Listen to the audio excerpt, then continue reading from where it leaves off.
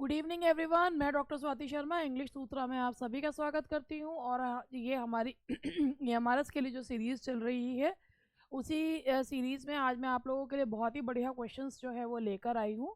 और अभी 7 तारीख से बीपीएससी के एग्ज़ाम्स भी शुरू हो रहे हैं, तो best of luck to all the candidates who have appeared who are going to appear in this examination. और भाई ऐसा है कि इस समय जो मैं ऐड कर रही हूँ केवल और केवल अपनी ये किताब का कर रही हूँ। यूपी टीजीटी के लिए है ये किताब। आप लोगों को हमारे कोर्सेज की जानकारी, सभी जानकारी मिल सकती है। आपको सबसे पहले प्ले स्टोर से इंग्लिश सूत्रा का ऐप डाउनलोड करना है, इंग्लिश SUTRAA। और उसके बाद स्टोर में जाकर आप सारे कोर्सेज और चीज़ें देख सकते हैं। ये बुक है यूपी टीजीटी के लिए। इसके अलावा इस समय जो सबसे ज़्यादा जो लोगों को जिस चीज़ की ज़रूरत है और जो EMRS की तैयारी कर रहे हैं वो है हमारा that is the path to victory online test series. ये 599 रुपीज़ की टेस्ट सीरीज़ है जिसमें EMRS TGT के, EMRS PGT के और यूपी टीजीटी के टेस्ट पेपर्स हैं। सबसे अच्छी बात इसमें यह है कि इसमें केवल सब्जेक्ट से संबंधित ही टेस्ट पेपर्स नहीं है, इसमें आपके फर्स्ट पेपर के टेस्ट पेपर्स भी है। यानी कि आप लोगों के जैसे एक में 144 टेस्ट है और आप लोग के इसमें टेस्ट पेपर्स जो हैं आप खोलते हैं, माना अटेम्प्ट वन टाइम है, मगर उसके बाद जब आप सबमिट कर देते हैं तो आप सॉल्यूशन पे जाकर दोबारा से उसे री अटेम्प्ट मोड ऑन करके कितनी भी बार आप उसको दे सकते हैं। इस समय सबसे ज़्यादा आप लोगों के लिए हेल्पफुल ये टेस्ट सीरीज़ है। और ये test series those who are going to appear in the upcoming DSSB exams के लिए, उनके लिए भी ये हेल्पफुल है। फ़िलहाल EMRS वाले इस टेस्ट सीरीज़ को परचेज़ कर सकते हैं और इसमें आपके लगभग 300 के करीब जो है, 300 से भी ऊपर टेस्ट जो हैं वो इसमें हैं। और ऑनलाइन टेस्ट है विद सॉल्यूशंस हैं। टेस्ट पेपर में जब आप टेस्ट सबमिट कर देते हैं, सॉल्यूशंस पे जाके देखते हैं तो हर क्वेश्चन का सॉल्यूशन भी दिया हुआ है। तो आप लोग इस टेस्ट सीरीज़ को परचेज़ कर सकते हैं। और हाँ, परचेज़ करने से पहले इसमें फ्री कंटेंट भी दिया हुआ है। आप वो फ्री कंटेंट देखकर भी आप जो है वो टेस्ट को जो है परचेज़ करना है या नहीं करना है ये देख सकते हैं। चलिए इसके साथ हम अब लोग आगे बढ़ते हैं। ये हमारे वीडियो बैचेस हैं जो कि यूपी टीजीटी का, पीजीटी का, DSSB TGT PGT का और इसके अलावा खाली ग्रामर का भी है। और हमारी जो है टेस्ट सीरीज़ भी है एक जो यूपी टीजीटी के लिए है। और इसमें सभी में आपको जो है कुछ फ्री कंटेंट है जो आप देख सकते हैं। उसके बाद आप निर्णय ले सकते हैं कि ये जो कोर्सेज़ हैं वो आपके लिए हेल्पफुल है या नहीं। हमारे में जो है, मैं आप लोग को एक चीज़ ये बताऊँ, मेरे यहाँ पर मुझे एक चीज़ ये पता है कि जब स्टूडेंट्स जो है वो ऑनलाइन में आज भी इतना होने के बाद भी लोगों को विश्वास नहीं होता है। मैं जो है जानी जाती हूँ कि मैं एक विश्वास के लिए ही जानी जाती हूँ। दूसरी बात ये है कि मेरे यहाँ पे हर जो नोट्स वगैरह जो भी मिलते हैं वो हार्ड कॉपी में मिलते हैं। आपको PDF कभी कदाक मान लीजिए कुछ ऐड होता है, कुछ होता है, तब बच्चों को PDF निकलवाने पड़ते हैं। अदरवाइज हर चीज़ जो है उनको हार्ड कॉपी में ही प्रोवाइड होती है, क्योंकि हमें भी पता है कि अगर PDF से इतनी निकलवाने लगे तो कितना महंगा जो है वो चीज़ें पड़ जाती हैं। तो ये भी चीज़ आप लोग देखिए। और भ्रमित करने वाली जो लोग चीज़ें हैं और लोग हैं उनसे दूर रहिए। ठीक है, चलिए अब क्वेश्चंस में हम लोग यहाँ पर ये क्वेश्चंस मैं लेकर आई हूँ, ये ग्रामर और लिटरेचर के मिक्स्ड हैं। क्वेश्चन का स्टैंडर्ड देखिएगा। पहला क्वेश्चन है, यहाँ पर आपको जो है करेक्ट प्रेपोजिशंस भरने, मगर आप ये देखिए ये प्रीवियस ईयर एग्जाम का क्वेश्चन है, EMRS का नहीं। आप इसका स्टैंडर्ड देख के खुद पता लगा लेंगे कि ये कौन से एग्जाम का जो है वो क्वेश्चन है।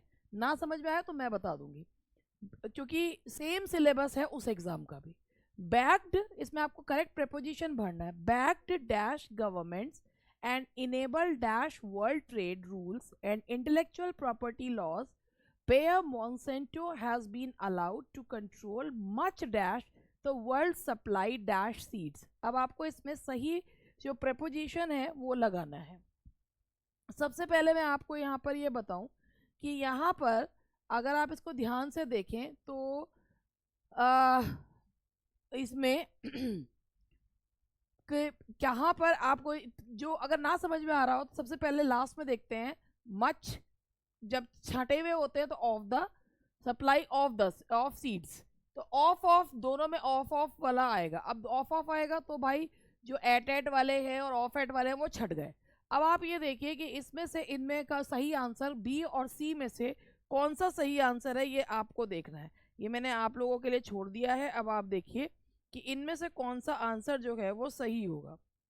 देखिए, backed by governments and enabled by world trade, by के द्वारा का, तो यहाँ पर ये जो आंसर आएगा दैट इज बी। तो जिसका आंसर सही आया है भाई बहुत बढ़िया है, आपने 4 प्रेपोजिशंस का क्वेश्चन सॉल्व कर लिया।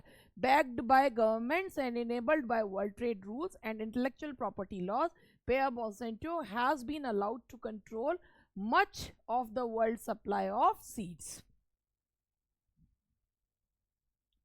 Now question number 2. Dash, there is a major hiccup in the next few days. An incredibly powerful company will shortly be given a license to dominate world farming. अब आप यहाँ पर देखिए, इसमें आपको जो है वो करेक्ट कंजंक्शन भरना है। एज इफ और अनटिल तो इसमें कट गए, अब 2 बचे हैं, ऑल दो अनलेस। दिमाग में आता है कि ऑल दो लगा दे, कॉमा यहाँ पर आ रहा है, मगर क्वेश्चन को ध्यान से पढ़िए।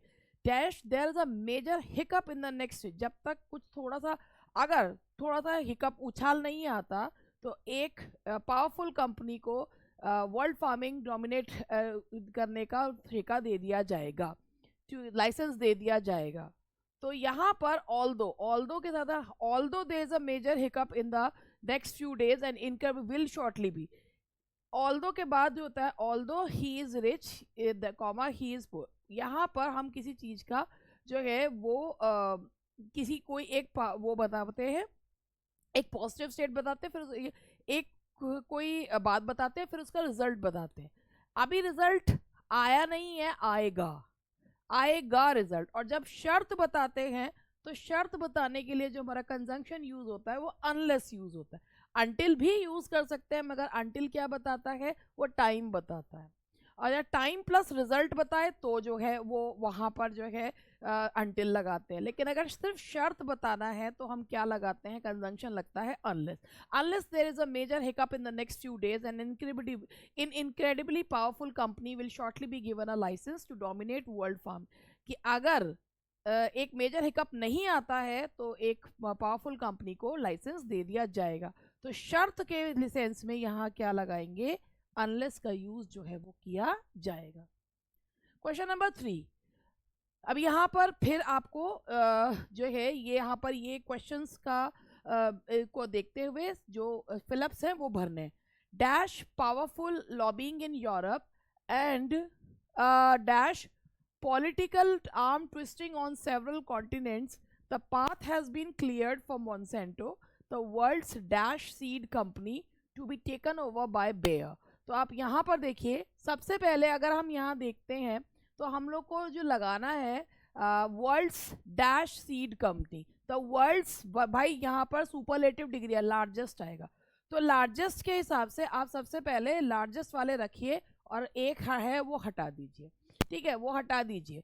तो ये सी वाला तो हट गया। अब देखते हैं कि इनमें से कौन सा आना चाहिए। सबसे पहले तो सी वाला तो कट हो गया, तो सी वाले को काट देते हैं और यहाँ से हम लोग लेते हैं।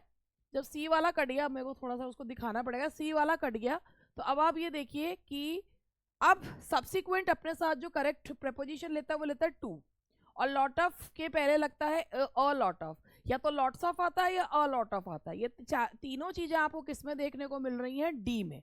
तो यहाँ आएगा subsequent to powerful lobbying in Europe and a lot of political arm twisting on. तो ये बहुत जल्दी सॉल्व हुआ। कैसे हुआ, जब हमने यहाँ पर क्वेश्चन को देखकर हमें दिमाग से ज़्यादा अपनी जो है ना स्मार्ट जो है वो टैक्टिक्स अपनानी है। तो यहाँ आंसर होगा इसका D, that is D. Now question number 4। अब यहाँ पर क्या करना है, wireless is the most preferred mode of operation today, restate the given statement using a positive adjective.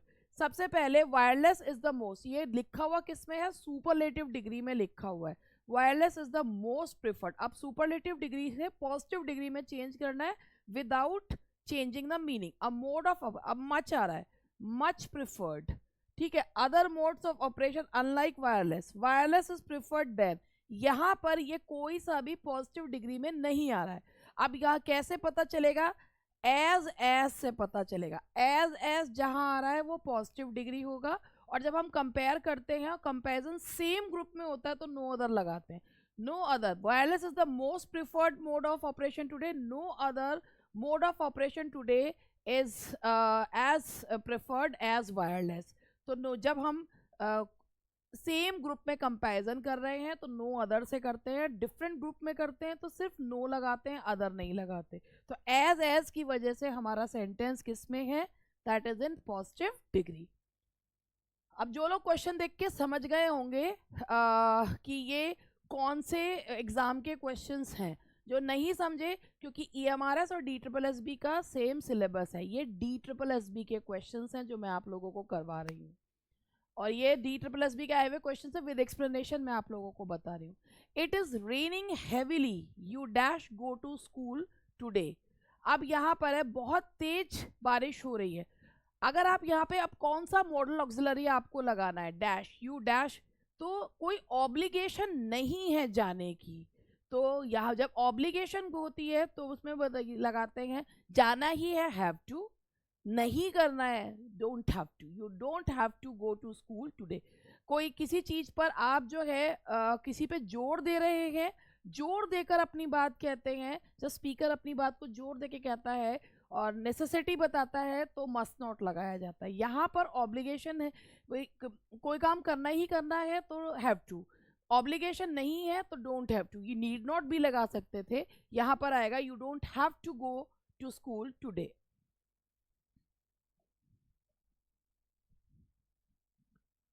I dash wear the regimental sash to attend the funeral parade of my former commander, so I dash instruct my orderly to keep it ready। अब आप यहाँ पर ये देखिए, I dash, पहली बात हम लोग उसमें लेंगे, आपको इंस्ट्रक्ट करना है किसी को तो आप मस्ट से ही इंस्ट्रक्ट करेंगे। इंस्ट्रक्शन जो देनी है तो उस पर क्या लगाया जाता है, मस्ट। अब मस्ट वाला रखिए, और जो है यहाँ पे जो जिसमें लास्ट में मस्ट आएगा, दो में ही मस्ट आ रहा है, ए में और सी में। अब उसमें से छांट लीजिए ए और सी में से क्या होगा, तो मे आई, अगर आप मे मुझे शायद पहन लेना चाहिए, नहीं होगा, आई हैव टू, ये ऑब्लिगेशन है मेरी कि मुझे करना ही है, आई हैव टू वेयर, मुझे पहनना ही होगा, सो आई मस्ट इंस्ट्रक्ट, तभी आप इंस्ट्रक्शन दे पाएंगे। तो इसका आंसर होगा सी, दैट इज सी।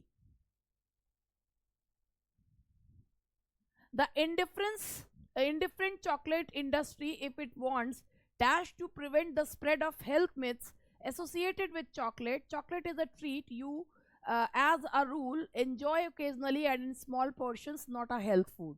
अब यहाँ पर इसमें आपको सही जो है इसमें आपको जो मॉडल्स भरने हैं। आप सबसे पहले यहाँ पर ये लगाए ये कि मैं तो लास्ट से कहती हूँ, चॉकलेट इज अ ट्रीट, इसमें यहाँ से आता है यू एज अ रूल। अब यहाँ पर जो है क्या आना चाहिए, जब हम किसी को सलाह देते हैं तो कौन सा मॉडल ऑक्सिलरी यूज किया जाता है, ये आप सोचिए कि जब हम सलाह किसी को देते हैं तो कौन सा मॉडल ऑक्सिलरी जो है वो हम लगाते हैं, एंड दैट इज ये जो सलाह देते हैं एक फॉर्मल वे में सलाह देते हैं तो शुड लगाते हैं। अब शुड वाला रखिए, बाकी हटा दीजिए। You should enjoy, you as a rule should enjoy occasional, दो ही रह गए हैं, तो दो रह गए हैं तो इनमें से ये दो काट दीजिए। अब उनको लगा के देखिए, the indifferent chocolate industry if it wants could do more to prevent, या शुड डू मोर, कुड कर सकती थी, कुड डू कर सकती थी टू स्प्रेड। यहाँ है कि द इंडिफरेंट चॉकलेट इंडस्ट्री अगर वो चाहती तो कर सकती, मतलब करा नहीं है, they could have done but they didn't, तो they could do more to prevent the spread of health myths associated with, कि वो चाहते तो चॉकलेट से जुड़े हुए हेल्थ मिथ को जो है वो खत्म कर सकते थे।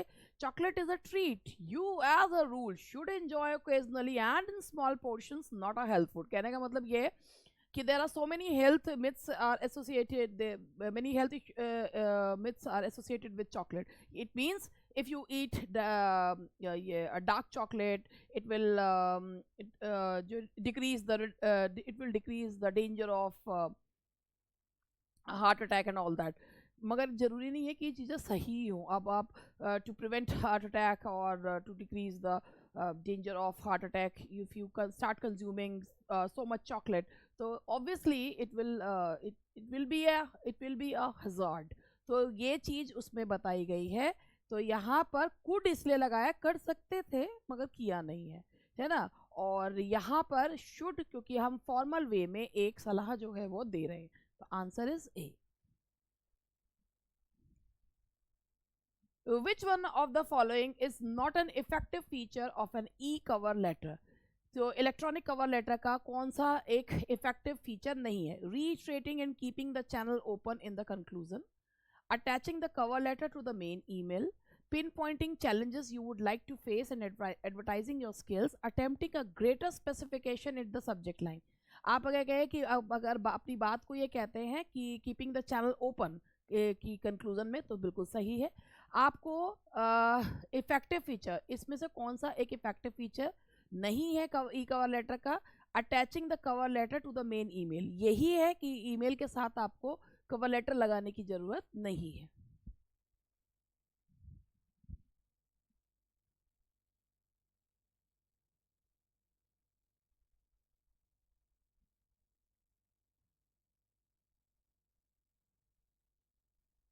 चलिए आगे बढ़ते हैं.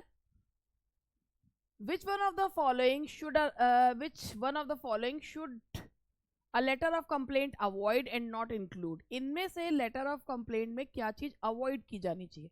Threats of future legal action, suggestions about how the complaint could be redressed, details that would help the recipient to act, specific details of the complaint. अब आप अगर ध्यान से देखें, अगर आप कंप्लेंट लेटर लिखते हैं तो आपको इसमें से क्या चीज़ अवॉइड करनी चाहिए? सामने ही दिख रहा है. अगर आप सजेशन देते हैं कि इस शिकायत को किस तरीके से हैंडल किया जाना चाहिए, बिल्कुल सही है. डिटेल्स दैट वुड, कि किस तरीके रेसिपिएंट किस तरीके से आपकी शिकायत को दूर कर सकता है, ये भी सही है.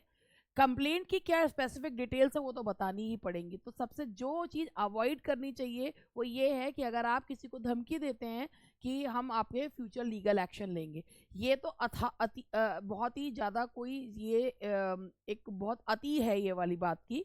तो इसमें से क्या अवॉइड करना चाहिए? Threats of future legal action. That is threats of future legal action. Now the next question is, which one of the following plays by Shakespeare make use of a framing structure called induction? Much Ado About Nothing, The Twelfth Night, The Taming of the Shrew, Merry Wives of Windsor. अगर आप लोगों को ने the taming of the श्रू play पढ़ा हो तो उसमें एक इंडक्शन सीन है. इंडक्शन सीन है जिसमें एक फ्रेमिंग स्ट्रक्चर, एक प्ले के अंदर एक प्ले है, मतलब एक इंडक्शन सीन बनाया गया है कि जिसमें एक जो एक ड्रंकर्ड है उसको ये यकीन दिलाया जाता है कि वो एक जो है वो जमींदार है और उसकी जो बहुत समय बाद वो होश में आया है, और फिर टेमिंग ऑफ द श्रू प्ले दिखाया जाता है. तो जो इंडक्शन सीन है वो हमें देखने को मिलता है, that is taming of the श्रू. ये शेक्सपियर की अर्ली कॉमेडीज में से है टेमिंग ऑफ द श्रू. और ये ओरिजिनल प्लॉट ही कहते हैं, बस इसका जो इसका सब प्लॉट है वो जॉर्ज गेस्कॉइग्ने से के प्ले से लिया गया है, supposes say. We decay like corpses in a charnel, the creative spirit of Adonis like a star beckons from the abode where the eternal are. Identify the poet and the poem. सामने ही दिख रहा है. We decay like corpses in a car. The creative spirit of Adonis like a star beckons from the abode where the eternal are. Beckons का मतलब होता है इशारा करना. ये लाइन्स हैं शेले, जो कि रोमांटिक एज के पोएट थे, और उन्होंने एक पेस्टोरल एलिजी लिखी है एडोनिस, जो कि उन्होंने कीट्स की मृत्यु के उपरांत लिखी थी. उन्हीं को उन्होंने समर्पित करी है. ये लाइन्स हैं शेले की एडोनिस की. Sholes Adonis. Dr. Johnson made this observation about a play by Shakespeare: to waste criticism upon unresisting imbecility, upon faults too evident for detection, and too gross for aggravation. तो identify the play, किस play के बारे में उन्होंने ये चीज़ कही है? Macbeth, to Twelfth Night, Hamlet या सिम्बलीन। डॉक्टर जॉनसन ने किस प्ले के बारे में ये कहा है? Too waste criticism upon अनरेजिस्टिंग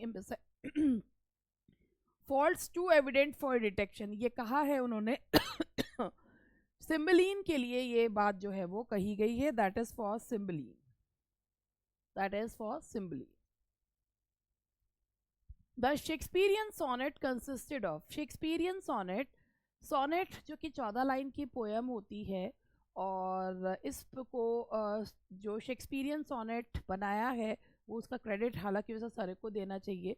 Shakespearean sonnet में 3 क्वाट्रेंस और 1 कपलेट होता है। 3 क्वाट्रेन मतलब होता है 4 लाइन का स्टैंजा, और कपलेट होता है 2 लाइन का। तो 3 quatrains and a couplet, 3 quatrains and a couplet, it is called Shakespearean sonnet. Just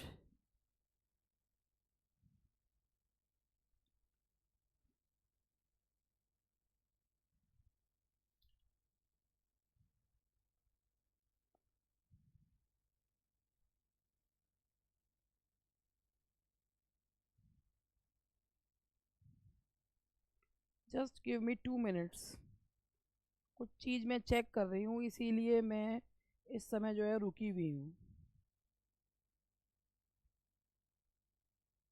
पता नहीं जब कभी मेरे दिमाग में कोई चीज़ आ जाती है तो मैं चेक जरूर करती हूँ।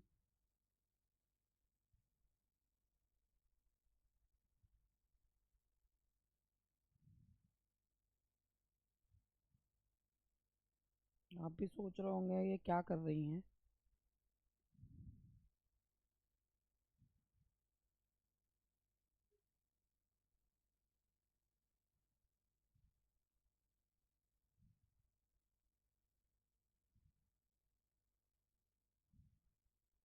जस्ट गिव मी, हाँ अब मैं चेक कर रही थी, मेरे दिमाग में कोई चीज़ आई थी, वो सिम्बलीन वाला उसको लेकर आई थी, तो मैं उसी को चेक कर रही थी कि ये चीज़ ठीक है या नहीं है, तो मैं उसी को चेक कर रही थी। अब मैंने चेक करा तो वो ठीक था, इसीलिए अब मैं आगे बढ़ रही हूँ। And now the next question is, which one of the following plays by Shakespeare doesn't employ a chorus or a character playing a role similar to that of chorus? Pericles, Macbeth, Henry V, The Winter। Pericles में आप लोगों को पता ही होगा कि Pericles बिना chorus, जिसमें Pericles में कोरस जो है वो है, एक ही कैरेक्टर है मगर कोरस का जो है वो भूमिका उन्होंने निभाई। गोवर, जो गॉवर ने जो है भूमिका निभाई है, गॉवर को शेक्सपियर लेकर आए हैं।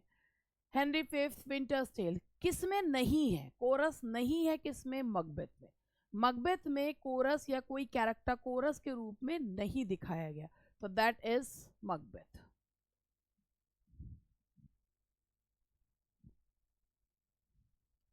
Thyrsis is an elegiac poem by Matthew Arnold. It is considered one of Arnold's finest poem. It is a traditional Greek name for a shepherd poet. अब ये पूछा गया है, बेसिकली इसे पूछा ये गया है किसके लिए उन्होंने ये पोयम जो है लिखी है। तो ये पोयम जो है किसके लिए लिखी है उन्होंने? आर्थर ह्यू क्लो के लिए, that is Thyrsis. Comedy of humors used the medieval and Renaissance medical theory that the human body held a balance of 4 liquids. When properly balanced, these humors were thought to give the individual a healthy mind in a healthy body. Identify the incorrect option. सबसे पहले मैं आपको बताऊं, Ben Jonson को कहा जाता है father of comedy of जो है ह्यूमर। ह्यूमर वर्ड का मतलब होता है मॉइस्चर, है मॉइस्चर। हर व्यक्ति के शरीर में कुछ जो है वो फ्लूइड्स होते हैं, जिसमें से कॉलर, ब्लड, फ्लेम जो है वो तो है ही। अब इनमें से कौन सा जो है वो येलो बाइल, और इसमें बाइल जो है वो yellow bile, black bile and choler, blood and phlegm. तो जो है अब यहाँ पर आप देखिए इनमें से कौन सा जो है वो ह्यूमर नहीं है, ठीक है। तो कॉलर है, येलो बाइल है, ब्लड है और फ्लेम है, नहीं है सैंग्वाइन। ये स्वभाव होता है, that's not a humour. Comedy of humour, ये पूरा का पूरा इसका वो दे दिया है, पूरा इसका डिस्क्रिप्शन दे दिया है।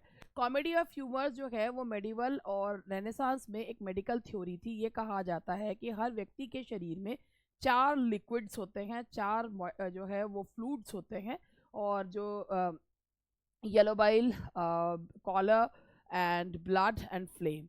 और जब इस चीज़ का बैलेंस होता है व्यक्ति में तो उसकी एक जो है एक होलसम पर्सनालिटी होती है।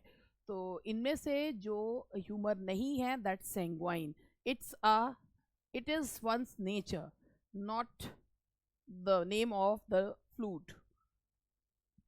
Identify the wrongly attributed feature. Actually ये क्वेश्चन गलत कर दिया गया है, ये क्वेश्चन पहले इसमें ऐड होना था और इन्होंने टाइप करते हुए ये क्वेश्चन नहीं देखा, तो मैं पहले क्वेश्चन भी लिख दूं फिर जो है करूँ। और ये क्वेश्चन ये था, मुझे पहले इसमें क्वेश्चन ऐड करना पड़ेगा। और ये क्वेश्चन ये है पूरा,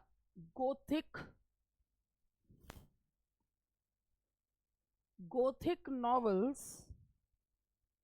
are tales of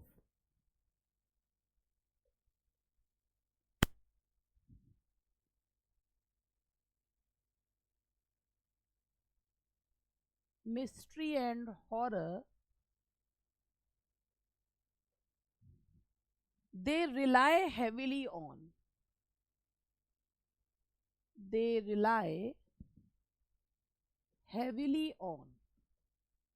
तो ये था आपका पूरा क्वेश्चन, ये था Gothic novels are tales of mystery and horror, they rely heavily on. इसमें से identify the wrongly attributed feature, इनमें से कौन सा गोथिक नॉवल का फीचर नहीं है।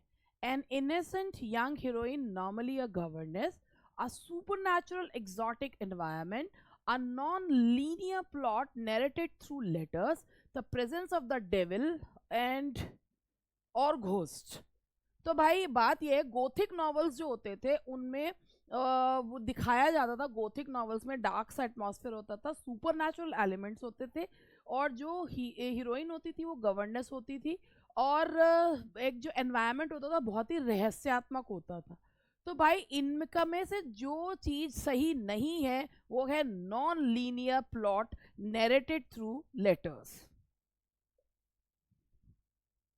ये जो है लेटर के फॉर्म वाला नॉवल नहीं हुआ करता था, ये एक रहस्य रोमांच वाला जो है वो हुआ करता था। जो लेटर के फॉर्म में लिखे जाते हैं वो एपिस्टलरी नॉवेल्स जो है वो होते हैं, ये एपिस्टलरी नॉवल नहीं होता। आप क्वेश्चन का लेवल देख के समझ ही गए होंगे किस तरीके के क्वेश्चंस ये हैं, बड़े ही खतरनाक क्वेश्चन है लेकिन ऐसे ही हैं ये क्वेश्चन। तो मैं देख रही हूँ, अब उसके बाद मैं आ गई हूँ, ये क्वेश्चन आसान है। In which of the following poems did Milton invoke the goddess of mirth and melancholy. भाई मिल्टन की कौन सी पोएम्स हैं, ये आपको सबको पता है, ये इजी सा क्वेश्चन है। अलीग्रो एंड पेंसिलोसो, ये मिल्टन के होटन पीरियड में लिखे गए वर्क्स हैं, जिसमें Allegro the happy man and respectively Penseroso the pensive man और द मिलंकली मैन। तो इसी में उन्होंने गॉडेस ऑफ मर्थ यूफ्रोसाइने और गॉडेस ऑफ मिलंकली को उन्होंने इसमें इन्वोक किया है, और उसमें जो है उन्हीं के ऊपर ये पोएम्स उन्होंने लिखी हैं। Which of the tragic heroes of Shakespeare exemplify the Aeschylean notion of knowledge through suffering, जिसे redemption कहते हैं। हाँ, Macbeth in Macbeth, Antony, Hamlet, Lear. अब सबसे पहले एस्किलियन नोशन है क्या, नॉलेज थ्रू सफरिंग। ये पहले इसका आंसर देख लेते हैं। इसका आंसर है किंग लियर में लियर।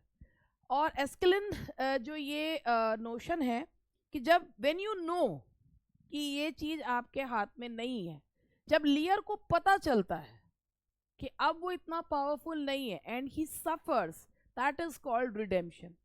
When लियर says I am a man more सिंड against sinning, कि मैंने जितना किए पाप किए नहीं है उससे ज्यादा मुझे भुगतना पड़ रहा है, that time people not only Lear's heart break, people's heart to.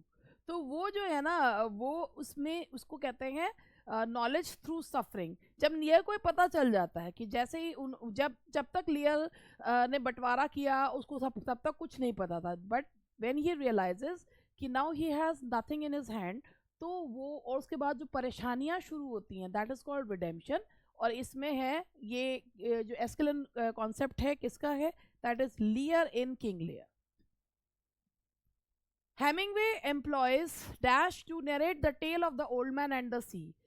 पूरी जो ये old man and the sea जो कॉन्सेप्ट है, जो जिसमें उन्होंने एक जो ये दिखाया है एक ऐसा हीरो जो he strives against the forces of nature. तो इसमें जो नरेटर है that is a third person omniscient narrator, पूरे उसमें प्रस्तुत है थर्ड पर्सन ओमनिशिएंट नरेटर। और आपको इसमें पता ही होगा कि इसमें जो कॉन्सेप्ट दिया है हेमिंगवे ने वो कोड हीरो का कॉन्सेप्ट दिया है। और कोड हीरो का मतलब होता है when a hero dies for his belief and but he is not ready to succumb before the forces of nature, तो इसे कोड हीरो जो है वो कहा जाता है। Now the next question in this poem T.S. Eliot reflects upon language, time and history, and the poem itself could be read as could be read as a clear meditation on time. Identify the poem. T.S. Eliot की कौन सी poem है जो time history पे जो है वो बताती है? ये basically meditation है time पे। Ash Wednesday, The Wasteland, Four Quartets, The Love Song of J. Alfred Prufrock। ये पोएम है दैट इज फोर क्वार्टेट्स।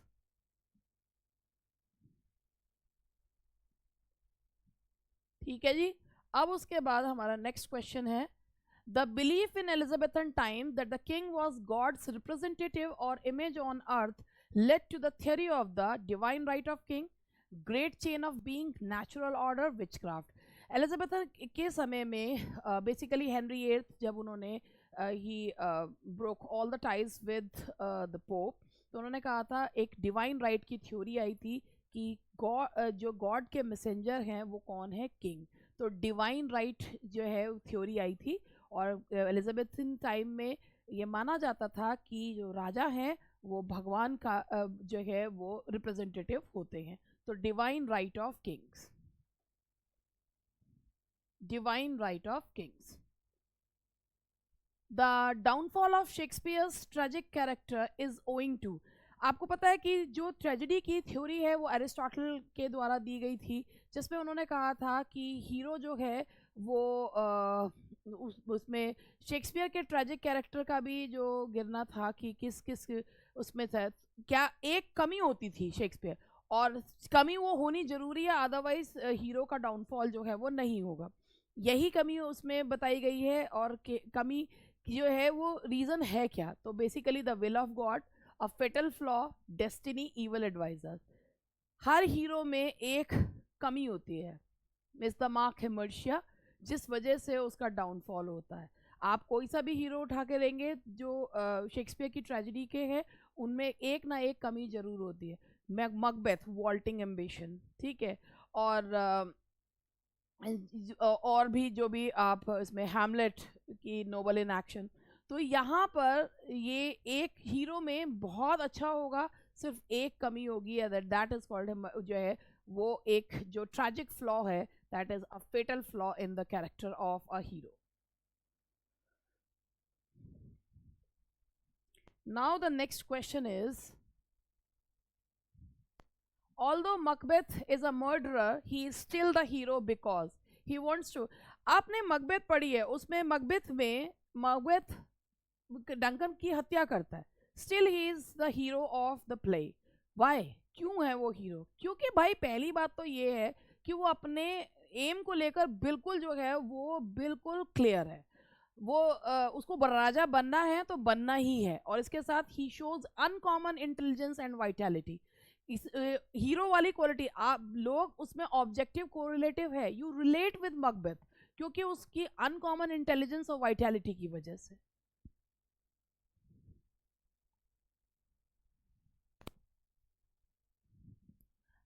ये सिर्फ जो है 30 क्वेश्चंस हैं, मगर इतना ज़्यादा ये समय जो है वो ये क्वेश्चंस ले रहे हैं क्योंकि मुझे समझाना भी पड़ रहा है. The part of a play where will all the major themes and characters are introduced is known as revelation, exposition, chorus, introduction.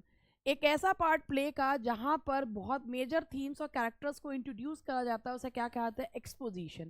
That is known as exposition. Introduction नहीं, मेजर थीम और कैरेक्टर्स को introduce किया जाता है, that is exposition.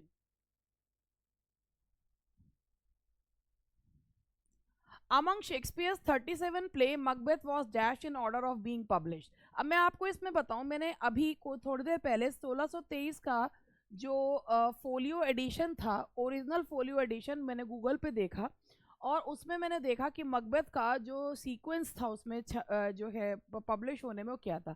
सबसे पहले उसमें comedies हैं, फिर हिस्ट्री है, फिर ट्रेजेडीज़ है. सबसे पहले जो उसमें पब्लिश हुआ था 1623 वाला जो एडिशन है, आप सभी को पता है कि पहला जो फोलियो एडिशन आया था उसमें जो मतलब मकबथ पहली बार उसमें पब्लिश हुआ था. तो जो वो फोलियो था उसमें सबसे पहले टेम्पेस्ट है, नंबर 1 पे टेम्पेस्ट दिया हुआ है. और उसमें जब मैंने सारा उसको काउंट करा तो वो 38th नंबर पर जो है मकबथ का जो आया था वो 38th पे. वैसे भी उसमें 36 हुए थे लेकिन कई जगह पर उसको 28 मतलब मैंने जिसका आंसर पढ़ा था वो 28 है. तो मैंने तो फोलियो एडिशन में जब ये पहली बार 37 प्ले तो हुए भी नहीं थे उसमें, तो उसमें मैंने देखा था जो फोलियो एडिशन में मैंने देखा वो 38 है और जो बुक में आंसर दिया हुआ था 28 है. तो मुझे इसका जो सही है वो नहीं मिला, हालांकि जो फोलियो एडिशन के हिसाब से उसका आंसर है 30th. 30वें नंबर पे वो पब्लिश जो है हुआ था. सबसे पहले कॉमेडीज, फिर हिस्ट्री और फिर जो है वो ट्रेजेडीज दी हुई थी. नंबर 1 पे टेम्पेस्ट था और फिर टू जेंटलमैन ऑफ वेरोना है और उसके बाद जब ट्रेजेडीज में जूलियस सीजर का इससे जस्ट ऊपर है और उसके बाद मकबेथ है. तो ये 30th नंबर पर है.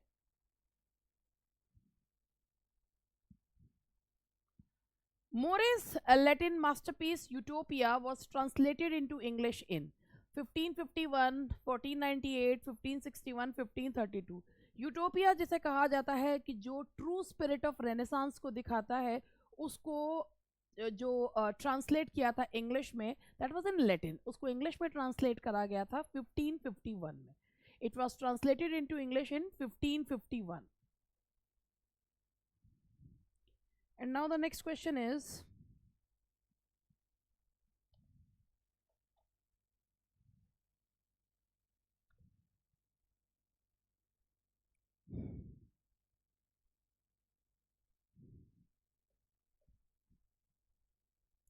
a restoration comedy marks the restoration of women's right, democracy, monarchy, human right. Restoration comedy जो है वो क्या जो है वो बताती है? रेस्टोरेशन, ठीक है, और किसका था रेस्टोरेशन? ठीक है, रेस्टोरेशन जो कॉमेडी थी वो रेस्टोरेशन बताती है किसका? मोनार्की का. That is marks the restoration of. Restore हुई क्या थी? मोनार्की. तो रेस्टोरेशन कॉमेडी किसको रिस्टोर, किस चीज के बारे में बताती है? मोनार्की के रेस्टोरेशन के बारे में बताती है. रिस्टोर क्या हुई थी? Monarchy. Hamartia means reversal of fortune, purgation of emotions, depravity, error in judgement. तो सबसे पहले अगर हम ये आप सारे जो ये जो टर्म्स हैं ये ट्रेजेडी के टर्म्स हैं और हेमर्शिया का मतलब होता है एक कमी, मिस द मार्क. और ये भाई जो परगेशन ऑफ इमोशंस है, जब इमोशंस क्लीन होते हैं, कैथारसिस उसे कहा जाता है जो कि एक मेडिकल टर्म से लिया गया. डिप्रेविटी ये नहीं है, ये इसका टर्म ही नहीं है. एरर इन जजमेंट जिसमें हीरो जो है वो गलती करता है, मिस द मार्क, वो मार्क को मिस करता है और वही इसे ही सिंपल लैंग्वेज में फेटल फ्लॉ भी कहा गया है. वैसे हेमर्शिया का जो रियल मीनिंग है that is error in judgement. That is error in judgement. The term Gothic, a category of fiction, also applies to architecture, painting, music, theatre. Gothic जो है ना वो कैसल्स और उससे संबंधित है. तो कैसल्स का किससे आ गया? आर्किटेक्चर. तो गोथिक जो फिक्शन है वो ऑल्सो अप्लाइज टू आर्किटेक्चर. तो ये थे आज के क्वेश्चंस। आई होप कि ये क्वेश्चंस थोड़ा सा लीक से हटकर और काफ़ी जो है वो अच्छे क्वेश्चंस थे। Hope these questions will help you out. चलिए मिलते हैं फिर नेक्स्ट उसमें। Bye bye.